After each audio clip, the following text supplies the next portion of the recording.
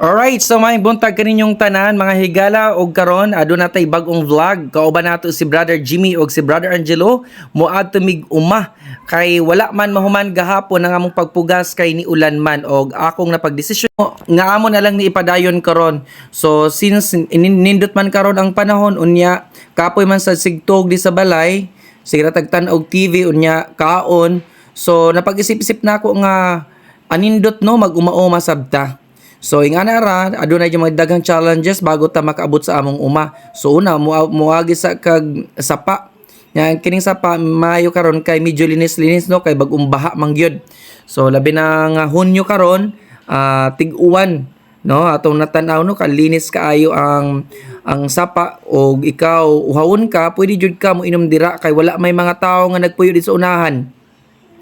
So careful ra jud kaayo no kay mga bato di sa amo is mga buhi. Og karon nataron sa among uma. So 4 days ni nga pagparas nako.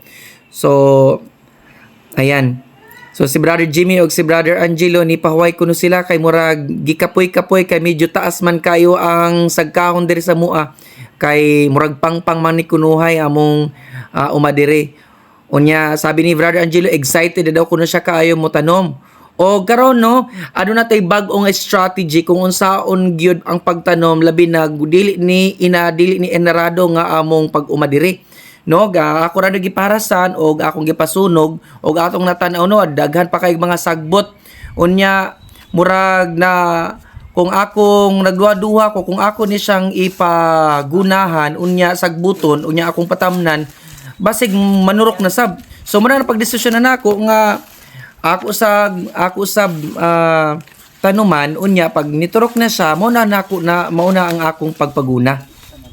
So no, ano na tayo innovative kayo ta karon kay nigamit tag straw aron ma-straight ang pagtanom kay lisod man sad kay ning sige bakod-bakod ra ta unya di ta kabalo kung asa na ang last unya magkalisod ta unya daghan kayog mga sagbot.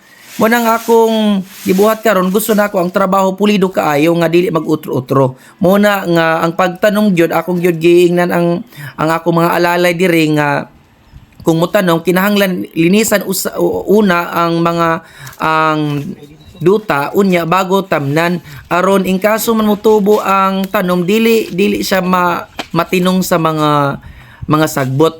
So ang inyong lodi ayan tudo kay kayo kuno. So akong sab gilinisan unya nagtanom ko bali tig upat nung pisog ang akong gitanom dire kay if ever mamatay ang usa adunay tulo o kung mabuhi man tanan unya pwede pud naton tangtangon ang usa para tulo ra gyud ang mabuhi kay para labi na kini ang atong uma dire wala ni ur abono and kini dugay-dugay na ni ubay-ubay na ni nga panahon nga wala masuwayan og tanom. So I'm just expecting labi na gyud na nindot kayong yuta diri unya daghan kayog mga dahon. So usa ni nga mga fertilizer. Mo ning anindot karon diri sa amo nga mag-uma-uma kay di na kinahanglan magfertilizer o magamit kag abono walay gastos. Ang imo ra gyud diri puhunan ang imo ra gyud higos. Pero kung tamaran kay ka ana ayo jud expect nga do na kay maani kay ang pag-ani naramang gyud sa mga tawo nga nagpaningkamot sabi gani kung may tinanim may aanihin.